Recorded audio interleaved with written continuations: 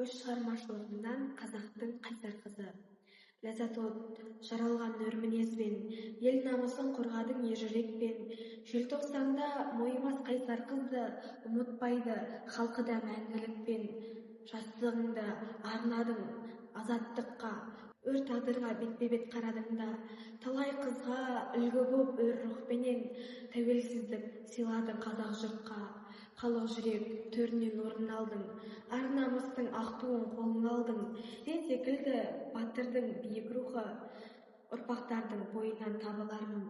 Желтоқсанның желі бар жүрегіңде, елдік үшін жан қиды тілегіңде. Қара бұлтты қақ қаһарман қыз кеудесінде халықтың сүреді ме?